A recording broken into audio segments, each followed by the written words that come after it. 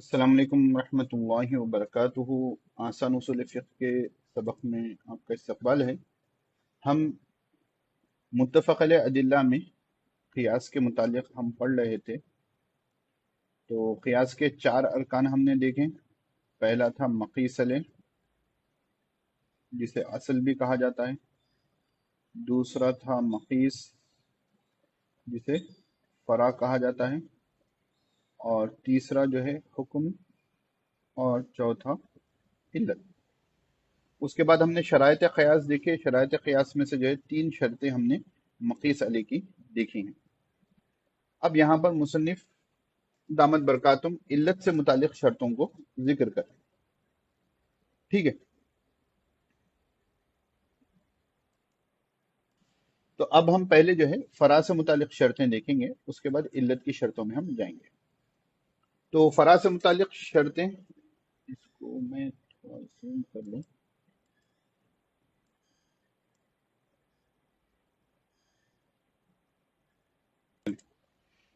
तो फरा से मुतालिक शर्तों में मुसन्निफ फरमाते हैं कि अच्छे से समझें, खुद मकीस के मुतालिक कोई नस या इजमा मौजूद ना हो। खुद मकीस यानी जिसको हम फरा कह रहे हैं, उसके बारे में कोई नस या इजमा मौजूद ना हो। नस से मुराद क्या हो जाएगा आपको? कुरान और हदीस। ठीक है, और इजमा से मुराद, तो इजमा आपको मालूम है।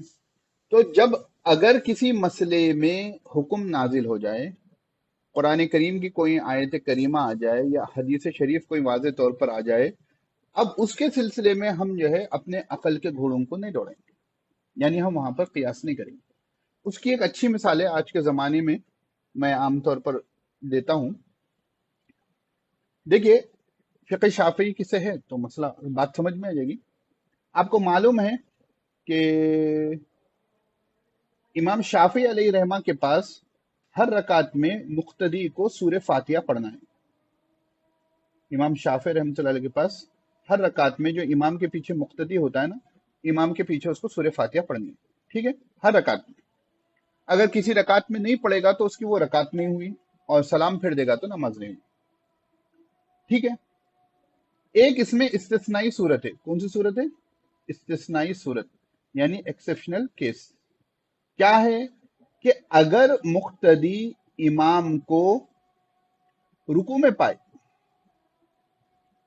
अगर मुक्तदी इमाम को रुकू में पाए और मुक्तदी अल्लाह अकबर कहकर रकात बांध ले और अल्लाह अकबर कहकर बगैर सूरह फातिहा पढ़े के रुकू में चली जाए, तो इमाम शाफी रहमतुल्लाह अलैह के पास उसको वो रकात मिल गई।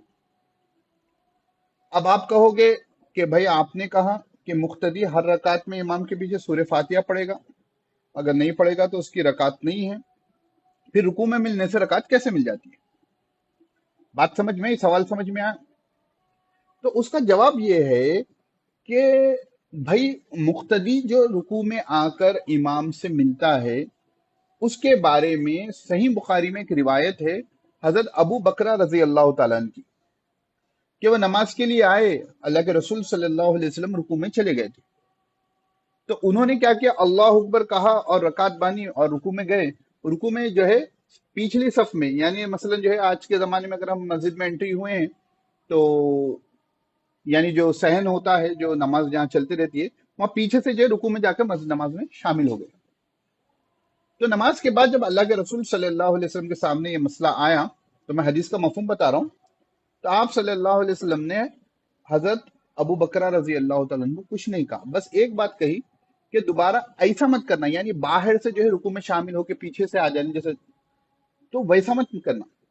अगर रुकू में मिलने से नमाज नहीं होती तो अल्लाह के रसूल सल्लल्लाहु अलैहि वसल्लम हजरत अबू बकरा रजी अल्लाह तआला अन्हु को कहते कि तुम्हारी एक रकात नहीं हुई, तुम फिर से ये रकात को मिलाओ, या अगर टाइम हो गया तो जो फिर से वो नमाज को दोहराओ। तो क्योंकि रुकू, इमाम साहब रुकू में हैं, रुकू में रहने के मुतालिक नस मौजूद है, इसलिए इस मसले में हम इसको इस्तिस्ना कहेंगे कि कोई मस्जिद में दाखिल हुए और इमाम साहब रुकू में चले गए और अल्लाह अकबर कहकर ये भी रुकू में चले गए, तो उनको रकात मिल जाएगी इमाम शाफी रहमतुल्लाह अलैह के पास भी। क्यों? खुद मकीस के मुतालिक कोई नस या इजमा मौजूद ना हो, क्योंकि मकीस के रुकू में इमाम से मिलना بغیر سورہ فاتحہ پڑھے کے کیا اس میں نماز ہو جائے گی؟ تو ہم ہو جائے گی کہیں گے، کیوں؟ کیونکہ اس مسئلے میں نص موجود ہے، ٹھیک ہے نا؟ یہ عام طور پر مسائل ہوتے ہیں، تو جو احباب جو ہے، جیسا کہ غیر مقلدین حضرات بھی جو ہے امام کے پیچھے سورہ فاتحہ پڑھنے کے قائل ہیں، جیسے شوافے ہیں، اب ان میں دو گروہ ہیں، بعض لوگ کہتے ہیں رکعت مل جائے گی، بعض لوگ کہتے ہیں رکعت نہیں ملے گی، لیکن کیونکہ ہمارے پاس فقہائے اربعہ کے پاس کیا ہوتے ہیں؟ اپنے اصول ہوتے ہیں، اصول کی بنیاد پر یہ اختلاف ہوتا ہے، تو کیونکہ یہ اصول موجود ہے کہ مقیس کی موجودگی میں قیاس نہیں کریں گے، سوری نص کی موجودگی میں پھر قیاس نہیں ہوگا، تو اس لیے یہاں پر قیاس نہیں کیا جائے گا۔ بات کلیئر ہے؟ تو پہلی بات ہے کہ اگر مقیس جس کو ہم فرع بنا رہے ہیں، ٹھیک ہے نا، یعنی جس مسئلے کو ہم فرع بنا رہے ہیں، اگر اس کے بارے میں کوئی نص یا اجماع موجود ہو تو اب قیاس وغیرہ نہیں کریں گے۔ اگر اچھا، پہلا بات وہی ہو گئی، نہ ہو بول کرے پہلے میں، اور دوسرے میں کیا ہے؟ اگر مقیس کے متعلق نص یا اجماع موجود ہو جو تقاضا کرتا ہو کہ یہاں حکم اس قیاس کے خلاف ہوگا، تو ایسی صورت میں دوسرے منصوص یا اجماعی حکم پر اس کو قیاس کرنا درست نہیں ہوگا۔ اگر مقیس کے متعلق یعنی فرع کے متعلق نص یا اجماع موجود ہو، نص بھی موجود ہے یا اجماع موجود ہے، جو تقاضا کرتا ہو، جس سے یہ معلوم ہوتا ہے کہ یہاں حکم اس قیاس کے خلاف ہوگا، تو ایسی صورت میں دوسرے منصوص یا اجماعی حکم پر اس کو قیاس کرنا درست نہیں ہوگا۔ سیم بات ہے، ابھی میں جو مثال دیا نا، یہاں مصنف دامت برکاتہم کی مثال دیکھ لیں گے، مسئلہ بات سمجھ میں آ جائے گی۔ جیسے قرآن کریم میں کفارہ قتل میں ایسے غلام کے آزاد کرنے کو کفارہ قرار دیا ہے جو مسلمان ہو، ٹھیک ہے نا؟ کفارہ قتل کیا ہے؟ مسلمان، مسلم، غلام، ٹھیک ہے؟ اسی طرح کفارہ یمین میں بھی قرآن نے غلام آزاد کرنا ہے۔ کفارہ یمین کے بارے میں قرآن میں حکم کیا ہے؟ غلام آزاد کرنا، ٹھیک ہے نا؟ مطلق غلام کا ذکر ہے۔ قیاس کا تقاضا ہے کہ اس کفارہ قسم کو قتل پر قیاس کیا جائے اور ایک مسلمان غلام آزاد کرنے کا حکم دیا جائے، مگر چونکہ خود کفارہ قسم کا حکم بھی منسوخ ہے، کفارہ قسم کا حکم بھی، یمین بل تو قسم، یہ بھی منسوخ ہے، اور جس میں مطلق غلام کہا گیا ہے، اس لیے امام ابو حنیفہ رحمۃ اللہ علیہ کہتے ہیں کہ اس میں مسلم غلام آزاد کرنے کی ہم شرط نہیں لگائیں گے، کہ اگر غیر مسلم غلام بھی آزاد کر دیں گے ہو جائے گا۔ اس میں مطلق غلام آزاد کرنے کا حکم ہے، جو مومن وہ کافر دونوں کو شامل ہے، اس لیے یہاں قیاس سے کام نہیں لیا جا سکتا۔ بات سمجھ میں آئی؟ قتل کے کفارے میں مسلم غلام آزاد کرنا ہے، قرآن میں یہ، قسم کے کفارے میں غلام آزاد کرنا ہے۔ تو امام ابو حنیفہ رحمۃ اللہ علیہ فرماتے ہیں کیونکہ کفارہ قتل میں بھی نص موجود ہے، جو ہمارے لیے فی الحال اگر تھوڑی دیر کے لیے سمجھنے کے لیے کہیں کہ مقیس علیہ ہے، اس کے بارے میں بھی نص موجود ہے، اور ہمارے مقیس کے بارے میں بھی نص موجود ہے۔ تو جب مقیس کے بارے میں نص موجود ہے تو مقیس کو مقیس علیہ پر قیاس نہیں کریں گے، جو نص میں حکم ہے اسی کی پیروی کی جائے گی۔ اگر مطلق غلام کا ذکر کیا گیا ہے تو مطلق کا ذکر ہوگا۔ ٹھیک ہے، بات کلیئر ہے؟ پھر میں اپنی بات کی وضاحت کر دوں، میں مسائل یہاں نہیں بتا رہا ہوں، جو مثالیں ہیں اس کو سمجھا رہا ہوں، اصل مسئلہ جو ہے آپ فقہ کی کتابوں میں دیکھو گے، ٹھیک ہے نا؟ دوسری مثال مصنف دامت برکاتہم دے رہے ہیں، یا جیسے سفر میں روزہ ترک جائز ہے، دیکھو یہ اچھا ہے، لیکن نماز کا ترک جائز نہیں، اس پر اجماع ہے، اس پر کیا ہے؟ اجماع ہے۔ اگر آپ سفر میں ہو تو قرآن کریم میں حکم ہے نا، جہاں سورہ بقرہ میں جہاں روزوں کا حکم ہے، تو وہاں پر یہ حکم بھی ہے کہ اگر تم سفر میں ہو تو تم کو جو ہے اس میں رخصت ہے، لہذا سفر میں نماز کو روزے پر قیاس نہیں کیا جا سکتا۔ آپ کوئی بولیں بھائی نماز بھی فرض ہے، روزہ بھی فرض ہے، کیونکہ نماز جو ہے سفر میں جو ہے روزہ فرض نہیں ہے، روزے کو چھوڑ دیا جاتا ہے، اسی طرح نماز کو بھی چھوڑ دیں گے، تو ہم بولیں گے نہیں بھائی ایسا نہیں ہوگا۔ پھر یہ کہیں لاجک دینے میں کہ نماز بھی بدنی عبادت ہے، روزہ بھی بدنی عبادت ہے، یہ بدنی عبادت کو رخصت دیے روزے کی تو نماز کو بھی رخصت دینا چاہے، ہم بولیں گے ایسا نہیں ہوگا۔ کیوں؟ کہ سفر میں نماز کا ترک کرنا جائز نہیں، اس پر کیا ہے؟ امت کا اجماع۔ لہذا سفر میں نماز کو روزے پر قیاس نہیں کیا جا سکتا، کہ جس کو مقیس بنایا جا سکتا تھا وہ ایک خود اجماعی حکم ہے۔ بات سمجھ میں آ گئی؟ تو چلیں پھر ہم آگے بڑھتے ہیں۔ تیسری شرط مصنف بتا رہے ہیں مقیس علیہ میں علت جس درجے میں پائی جاتی ہو، مقیس میں بھی اس سے زیادہ یا کم سے کم اس درجے میں پائی جاتی ہے۔ اب دیکھو علت اسٹرانگ رہنا نا بھائی، علت یعنی جو وجہ سے آپ قیاس کریں۔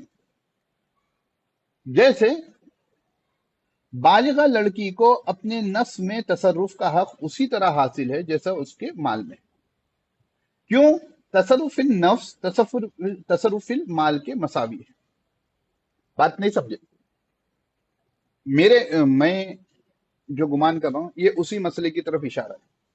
جو لڑکی بالغ ہوتی ہے، ٹھیک ہے نا، اگر اس کے پاس 10,000 روپے ہوں، نہیں بڑی مثال نہیں دیں گے، 10,000 تک ہی رکھیں گے، ٹھیک ہے، اس کے ہوں، چاہے ایڈیوں کے ذریعے جمائے ہوں، چاہے پراپرٹی میں سے ملا ہو، جو بھی ہو، 10,000 روپے ہو، تو یہ 10,000 روپے کیا یہ لڑکی اپنی پسند سے، اپنے شوق سے، اپنی خواہش سے، یعنی اس کو جہاں خرچ کرنا ہے کر سکتی ہے نہیں ہے اجازت؟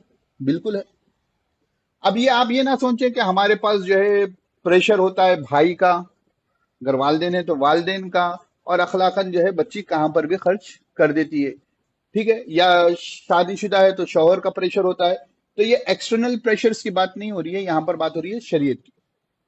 تو جیسا بالغہ لڑکی کو اپنے مال میں تصرف کرنا، یعنی جیسا چاہے وہ استعمال کرے، کا حق حاصل ہے مال میں تصرف کا، تو امام ابو حنیفہ رحمۃ اللہ علیہ فرماتے ہیں اسی طرح اپنے نفس میں بھی تصرف کا حق حاصل ہے، اپنے نفس میں بھی، یعنی اسی لیے تو کہتے ہیں نا کہ لڑکی کی رضامندی شادی میں ضروری ہے۔ وہ اس کا نفس جو ہے وہ شادی جہاں کرنا چاہتی ہے اس کی شادی وہاں کرائیں گے، ٹھیک ہے نا، terms and condition apply, star لگا دیں گے، ٹھیک ہے نا۔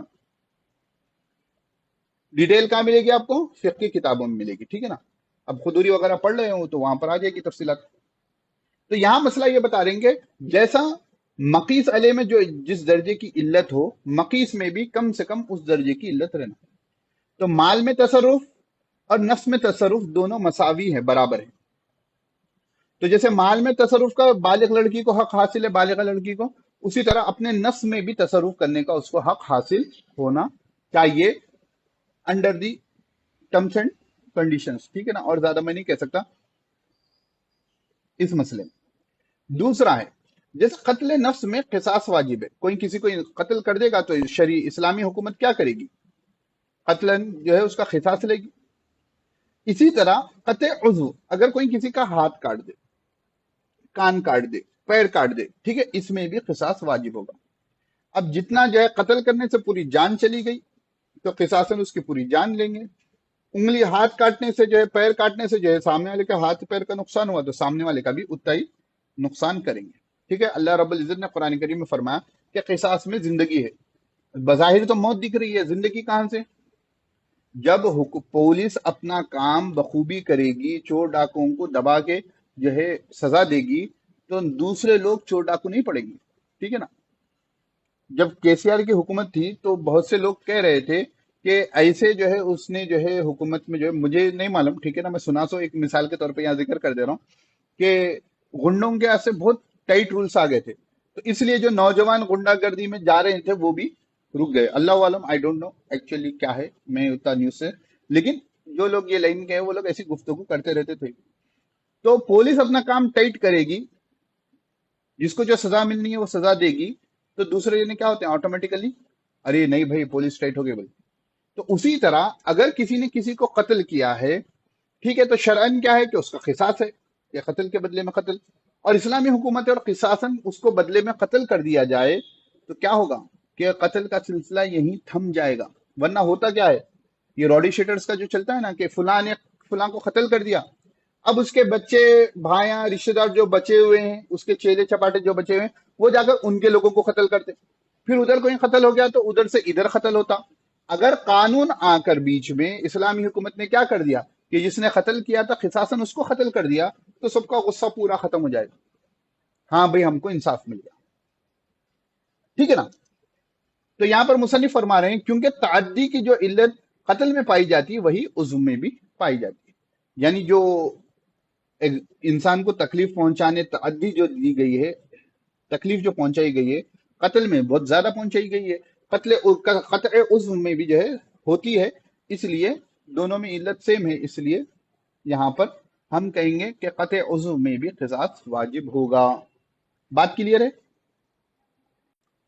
چلیں اب ہم دیکھ لیتے ہیں یہ والا مسئلہ.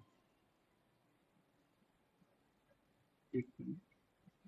علت سے متعلق شرطیں. علت سے متعلق شرطیں. ٹھیک ہے. تو مصنف فرما رہے ہیں ایسا وصف ہو، یعنی علت ایسا وصف ہو جو حکم کے مناسب ہو. یعنی کیا مطلب؟ اس سے کسی شرعی مصلحت کی تکمیل ہوتی ہو یا کسی مضرت سے تحفظ ہوتا ہو. یعنی علت کون سی چیز بنے گی؟ علت وہ چیز بنے گی جو حکم کے مناسب ہو. حکم کے مناسب کیا ہے؟ یعنی کوئی شرعی مصلحت کی تکمیل ہوتی ہو. کسی شرعی جو مصلحت ہوتی ہے اس کی تکمیل ہوتی ہے، مکمل کیا جاتا ہے، یا کسی نقصان سے حفاظت ہوتی ہے. بات سمجھ میں نہیں آئی تو مثال سے سمجھ لیں. اب دیکھو قرآن میں خمر کو حرام قرار دیا. قرآن میں خمر کو کیا کر گیا؟ حرام قرار دیا گیا. اب اس میں غور کرے تو اس کے اگر آپ کوالٹیز کو دیکھو گے، شراب کی جو کوالٹیز ہوتی ہیں تو وہ سیال ہوتا ہے، یعنی نیچے ڈال دو بہہ جائے گا. ٹھیک ہے. اس میں ترش مزہ ہوتا ہے. ٹھیک ہے نا، میں چکا نہیں تو وہ کتاب میں ہی لکھا ہوا ہے اس لیے کہہ رہا ہوں. ٹھیک ہے نا. اس میں ترش مزہ ہوتا ہے، یعنی بالکل جو ہے بدمزہ کہہ لیں یا کیسا کی رہتا. ٹھیک ہے. تیسری چیز جو ہے اس میں نشہ ہوتا ہے. اب بتاؤ کہ ہم خمر کی علت بنانا چاہ رہے ہیں کہ خمر میں حرام اللہ رب العزت نے کیوں کیا ہو. تو ایک بھائی نے کہا کہ بھائی سیال ہے اس لیے حرام کیا ہے. آپ بولیں گے کہ کئی کو بھائی اسکرو ڈھیلا ہے کیا؟ پانی بھی سیال ہوتا ہے، شربت بھی سیال ہوتا ہے، جوس بھی سیال ہوتا ہے، کیا وہ حرام ہے؟ نہیں ہے. تو یہ علت نہیں بن سکتی. تر شروع ہوتا ہے، کسی نے کہا کہ نہیں ترش ہوتا ہے، کھٹا ہوتا ہے، وہ بہت کھٹا. تو ہم بولیں گے کہ بھائی کھٹا تو جو ہے آم بھی کبھی نکل جاتا ہے، یہ بھی نہیں ہو سکتا. لیمو کھٹا ہوتا ہے، لیمو حرام نہیں ہے. اور بھی بہت سی چیزیں جو کھٹی ہوتی ہیں، ٹھیک ہے، کیری وغیرہ، وہ تمام چیزیں، اور کھٹے بہت سی چیزیں، املی بھی کھٹی ہوتی ہے. ٹھیک ہے، بہت سی چیزیں مل جائیں گی، یہ بھی نہیں ہو سکتا. اب تیسری ہے کیا؟ نشہ. اس میں کیا ہے؟ نشہ ہے. ہاں، نشہ آنے سے انسان کی عقل زائل ہو جاتی ہے. جو انسان نشہ کرتا ہے اب عقل اس کے پاس گویا کہ نہیں رہتی ہے. ہاں، یہ حکم کی علت ہو سکتا ہے. کیوں کہ یہاں پر نقصان سے بچایا جا رہا ہے کہ انسان کی عقل زائل ہو جائے گی، وہ نقصان ہو جائے گا. کیسے بیتو کے لوگ حرکت کرتے رہتے ہیں جو نشے میں ہوتے ہیں، بالکل تماشا کرتے ہیں، ان کو معلوم بھی نہیں ہوتا کیا ہو رہا ہے. تو یہ علت بن سکتی ہے. تو مصنف وہی فرما رہے ہیں قرآن نے خمر کو حرام قرار دیا. نشہ ایسا وصف ہے، کوالٹی ہے، ایڈجیکٹو ہے جو حرمت کے حکم کے مناسب ہے.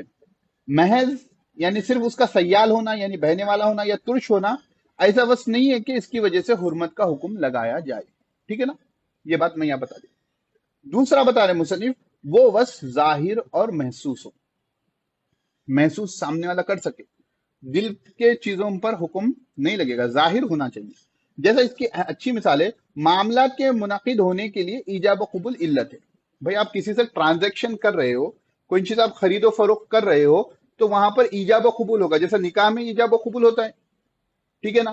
میں آپ کو شوہر مان لی، آپ انہوں بولے میں آپ کو بیوی مان لیا، دل میں بول لیے دونوں، تو نکاح تھوڑی ہوگا. کس کو معلوم کل کے دن مکر جائیں.